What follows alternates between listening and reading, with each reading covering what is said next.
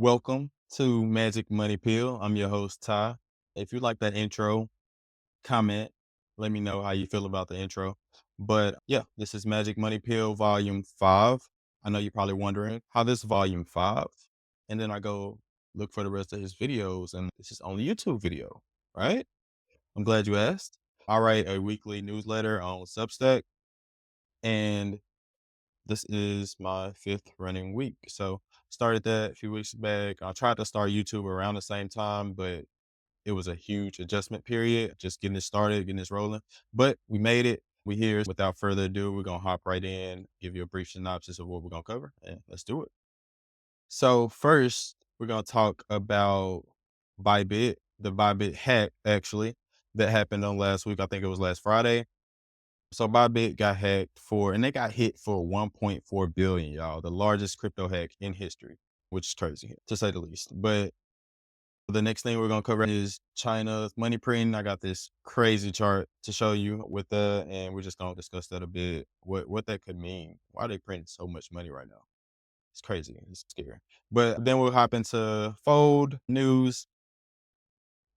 Fold went public this week. It's a Bitcoin company. We'll talk about what they do, how they fare on the public market so far, and what I expect them to do in the future. Then we'll get into MicroStrategy, buy more Bitcoin, offer more convertible bonds, using that money to buy more Bitcoin, rinse, repeat, MicroStrategy. Don't got to cover that too much. But we will be covering MicroStrategy pretty much every week, but we're not going to do a whole lot with them this week. And then we got Bitcoin as the ultimate store of value. And we're just going to dive into kind of the value proposition. We're going to compare it against a common benchmark that people like to use. But we're going to get into all that and then just talk about price stagnation and where we think price is going to go in the near future. So that sounds good. Stick around, kick back, and let's get into it. Bybit, the largest hack in crypto history. Bybit, to no one's surprise who's been around crypto, exchanges get hacked all the time. I don't know. It's an inevitable thing. Hackers understand that there's a lot of value on these held on these crypto exchanges, and they're looking for an easy lick. They're looking for, most of these crypto exchanges are new, probably don't have the best security measures. They aren't really regulated at this point. It's a pretty easy hack, for hackers. It's not an easy hack for me, but you're a hacker, you might want to hit up a crypto exchange, man. But the big takeaway here is not your keys, not your coins. What does that mean? Glad you asked. Not your keys, not your coins means you need to get a hardware wallet. I don't have my hardware wallet, but I have one. I have a link in the description. I don't got my affiliate links, all that good jazz rocking yet, but we coming. Not your keys, not your coin means that you need to take your Bitcoin off of exchanges. You need to take your crypto off of exchanges.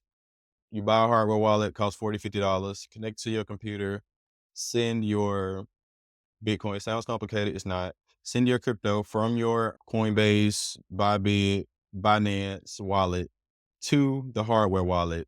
Take it out of your computer, put it in a safe, put it in your closet, put it in a safe place. And that's it. Do that every month when you buy crypto, or hopefully you're buying Bitcoin. This is a Bitcoin only channel, y'all. Stop. Ain't no Trump coin going on. Ain't no Melania. Bitcoin only. All right. That's the message. That's the takeaway on this slide. That's what I want you to take away.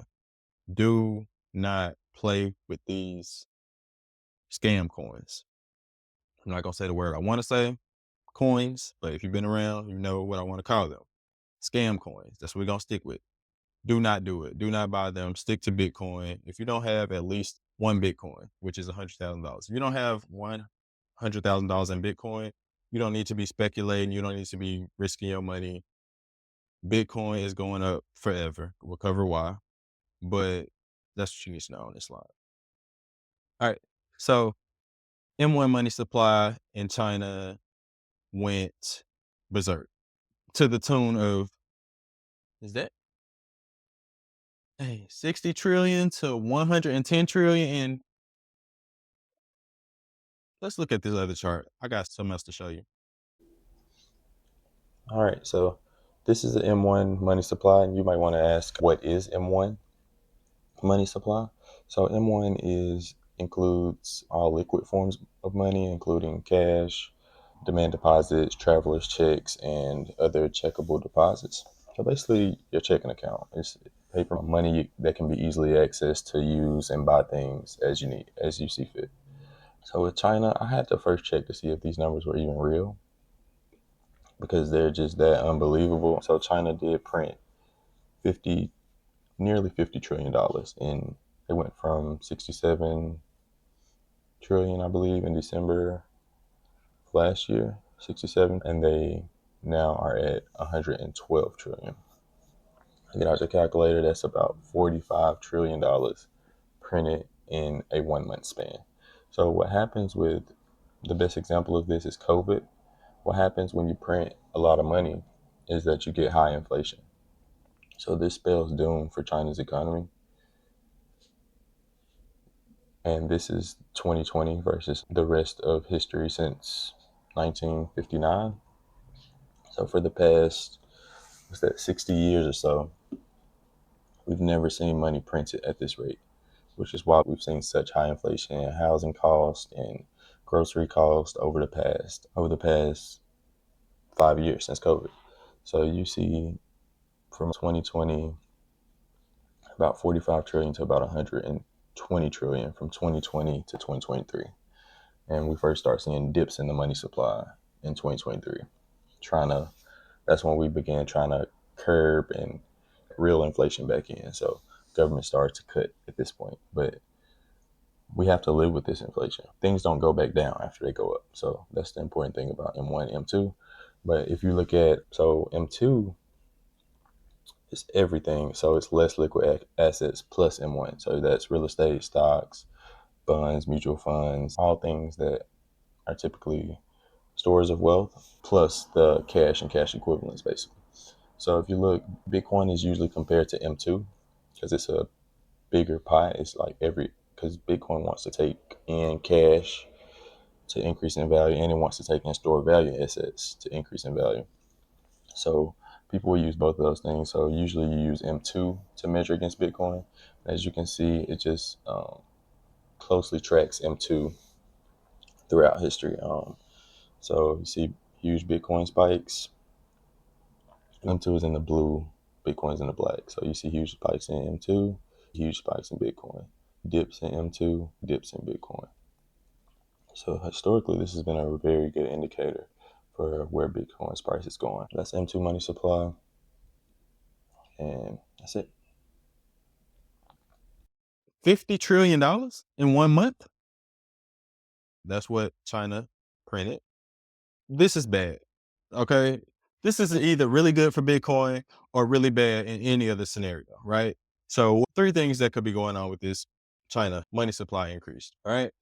China is about to try to compete with the US in buying Bitcoin. This is best case scenario. They are about to pump our Bitcoin, right?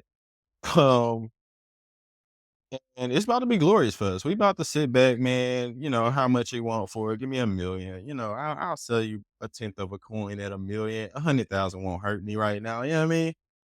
Something like, I'll give you 0.05 at 5 million. That's 250. Do your maths, do your Googles, do your numbers. But yeah, so they're gonna pump our bags. That's scenario one, best case. Scenario two is bad, not as bad as scenario three, but China's economy, and this is most likely scenario two. This is my base case. China's economy is failing worse than anyone could imagine it is, right? It's not good. The economy is in the dumps. Sayonara, bad. Okay. Very bad. It's very bad.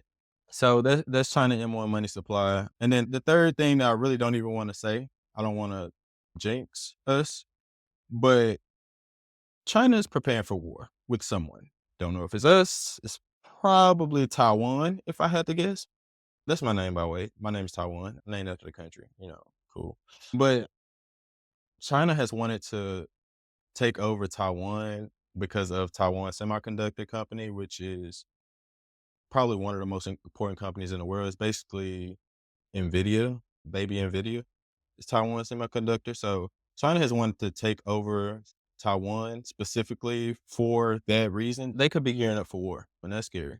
So I don't know why China printed $50 trillion in 1 month, but it's probably not good. But could be good for Bitcoin. Best case scenario. Let's hope so. So Fold goes public, listed this past week on Thursday. It went public on the NASDAQ. So the important thing here is that Fold is a Bitcoin only company. So you can buy, sell, and earn Bitcoin, which they let you spin the wheel. You get 10 sats, whatever. The big major thing with Fold is this credit card that they're coming out with later. So they do have a debit card you can order like right now, but they're coming out with a credit card later this year. There's already a wait list of 20,000 people for it. And with that credit card, it's 2% Bitcoin back credit card on every purchase, at least. And then on some purchases at select retailers, it's 4%, 5%. I saw as high as 8%, I believe, on some retailers. So it's going to be an amazing product to have. And what I mentioned in my newsletter, the reason for that is as Bitcoin increases in price, let's just say you get 4% cash back at a store, right? You buy a couch or something like big, you get 4%, you spend $1,000, you get $40 back, right? That's at Bitcoin at 100,000. You keep that $40 in Bitcoin, right? You never touch it. You don't need it. It's money that didn't exist for you before, right?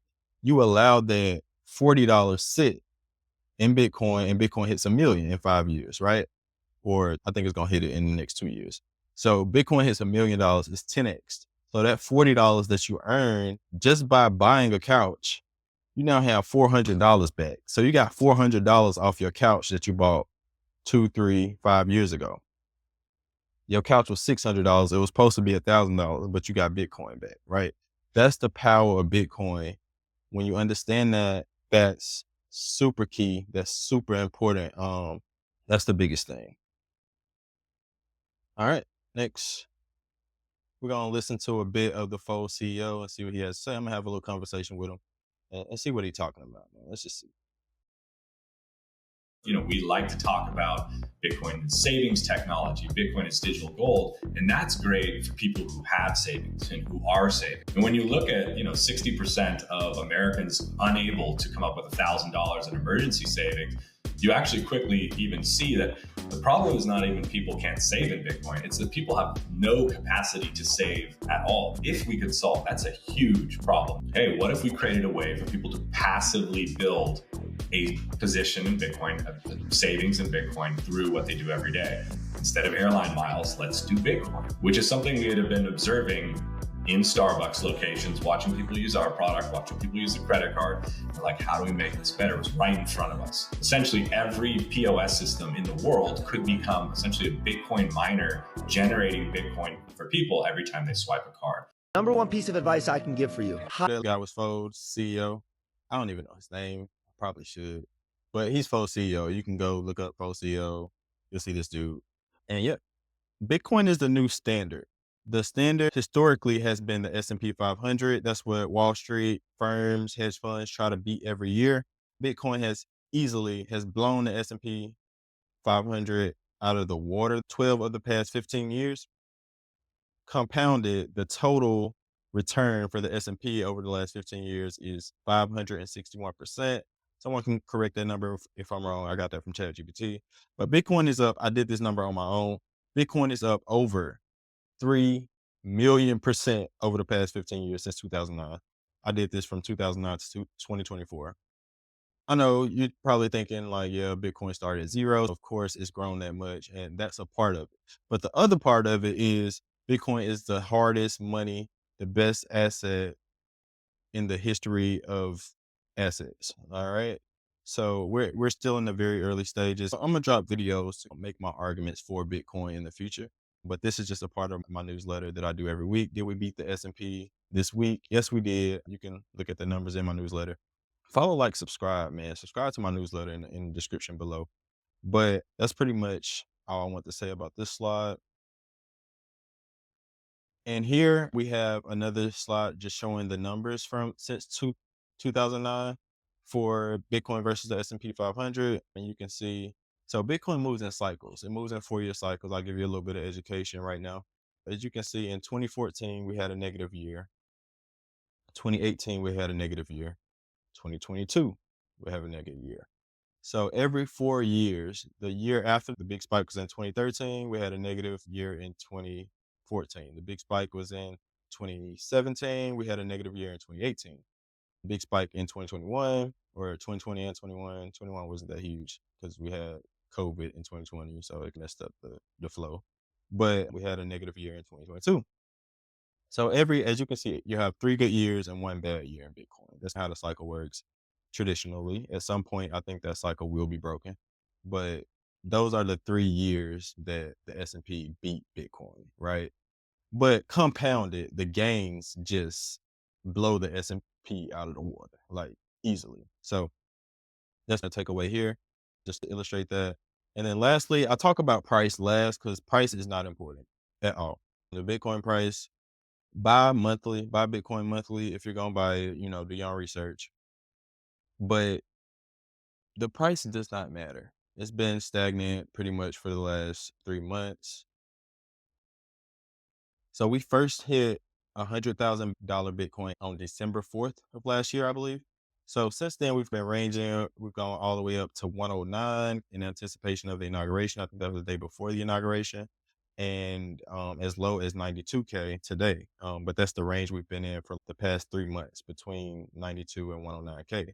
So once we break out of this range, you'll see an explosion. Like you'll see us go shoot to 120 very quickly, probably rest around 130 for maybe a week, maybe a couple days, and then we'll shoot again to, higher ranges. Just be patient with Bitcoin. The beautiful thing is that the longer we stay in this range, the longer you have to just stack sats. If that's what you want to do. Again, this is not financial advice. Buy Bitcoin, do your own research. But that's pretty much all I got, man. At the end of this year, I believe we will see some fireworks with the Bitcoin price. I think it's just so much demand right now from Michael Saylor, who bought 250,000 last year. The ETFs bought over 1 million Bitcoin last year. And there's only so much Bitcoin left. There's only 2 million Bitcoin left on exchanges, right? So when you understand that, this could be gone. If US starts buying, if China starts buying, Russia starts buying, the 2 million that's on exchanges could disappear really quickly. And what happens when there's no more Bitcoin left on exchanges? Yes, there'll always be sellers at every price range, but what if there's not? What if what if we just sit back and say we let them bid it up? Go to 5 million, go to 10 million. So that's all I got, man. We're gonna get into some of my past newsletters, and I'm gonna drop some videos probably in between my weekly videos. But for the time being, thank y'all for watching. Comment, subscribe, and let me know what you think. And subscribe to my newsletter. Subscribe to the Substack newsletter. That's where, again, my thoughts will be way more organized and get you the news, Bitcoin news for this week. So see y'all next week. Thanks for watching. I'm out. Peace.